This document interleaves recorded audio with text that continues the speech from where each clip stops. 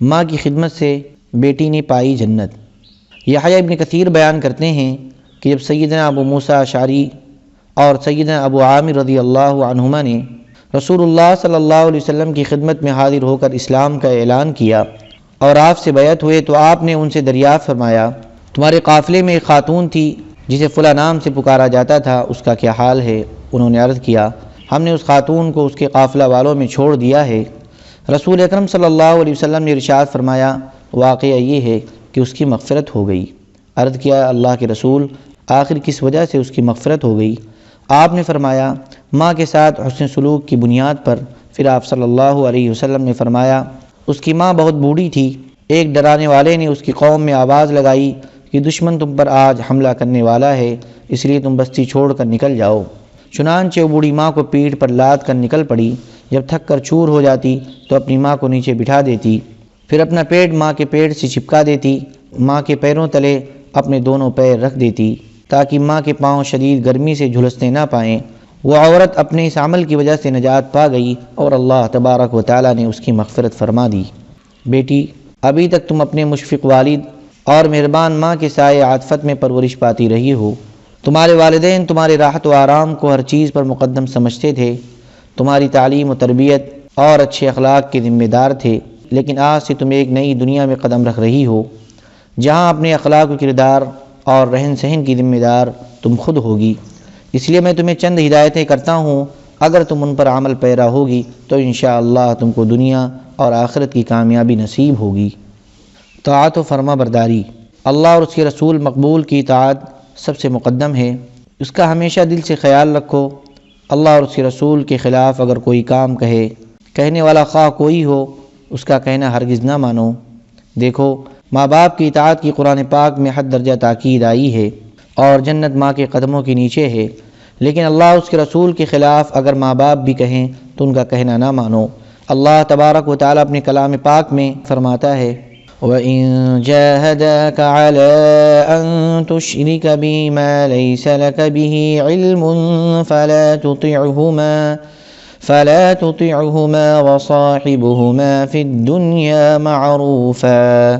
اور اگر ماں باپ تجھے میرے ساتھ اس چیز کو شریک کرنے پر مجبور کریں جس کا تجھے علم نہیں تو ان کی بات مت مانو اور دنیا میں ان کے ساتھ اچھا سلوک کرتے رہو۔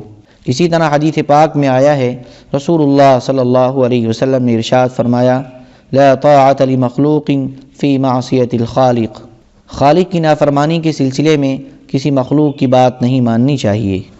بیٹی، اللہ کی توحید اور رسول اللہ صلی اللہ علیہ وسلم کی رسالت کے بعد جو چیز سب سے اہم ہے اور قرآن و حدیث میں جا بجا جس کی تائید آئی ہے وہ نماز ہے۔ نماز اسلام کا ایسا اہم فرض ہے جو عاقل بالغ سے کسی وقت ساقط نہیں ہوتا۔ سفر و حضر ہر جگہ وقت پر نماز ادا کرتی رہو۔ اکثر عورتیں نماز کی پابند ہونے کے باوجود بھی سفر میں نمازوں کا زیادہ اہتمام نہیں کرتی۔ سواری اور ٹرین میں بھی اگر عورت نماز کی ادائیگی کا پختہ ارادہ کر لے تو کوئی نہ کوئی صورت نکل ہی آتی ہے۔ سفر میں فرض کا ادا ہو جانا ہی کافی ہے، اگر سنتیں اور نفلیں نہ ادا ہو سکیں تو کوئی حرج نہیں۔ یاد رکھو، سفر ایسا عذر نہیں ہے کہ اس کی وجہ سے نماز چھوڑنے کی اجازت مل جائے۔ نماز نہایت سکون و اطمینان کے ساتھ ادا کرنا چاہیے۔ ہمیں خوشی ہے تم بہت اطمینان کے ساتھ نماز ادا کرتی ہو، اللہ تعالیٰ تمہیں خوبیوں سے نوازے۔ فرائض کے علاوہ سنن مؤکدہ کی بھی پابندی کیا کرو اور دوسری جو نفلیں حدیث پاک سے ثابت ہیں ان کا بھی اہتمام رکھو۔ تہجد کی نماز کا بہت بڑا ثواب ہے۔ رسول اللہ صلی اللہ علیہ وسلم نے تہجد کی نماز ہمیشہ پابندی سے پڑھی ہے۔ اگر کبھی رات میں پڑھنے کا اتفاق نہیں ہوا تو دن میں اس کو پڑھا ہے۔ آپ صلی اللہ علیہ وسلم کی پاک بیویاں بھی تہجد کی نماز پڑھتی تھیں۔ تہجد کے وقت اللہ کی رحمتوں کا نزول ہوتا ہے اور دعائیں بھی قبول ہوتی ہیں۔ بیٹی، کسی ایک نماز کے بعد قرآن پاک کی تلاوت کیا کرو۔ اس کے لیے فجر کی نماز کے بعد کا وقت مقرر کر لو تو اچھا ہے۔ تلاوت میں الفاظ کی صحیح ادائیگی پر پورا دھیان دو۔ عورتوں میں صحیح ادائیگی کی بہت کمی ہے۔ تم نے قرآن کریم کا ترجمہ بھی پڑھا ہے، ممکن ہو سکے تو ترجمے پر بھی دھیان دو، اور جہاں کوئی بات نہ سمجھ میں آئے کسی معتبر عالم دین سے معلوم کرا لو۔ بیٹی، روزے کے بارے میں تم کو تاکید کرنے کی ضرورت نہیں، تم ماشاء اللہ رمضان المبارک کے روزوں کے علاوہ نفلی روزے بھی رکھتی ہو، جیسے کہ عام طور پر عورتوں میں اس کا مزاج ہوتا ہے۔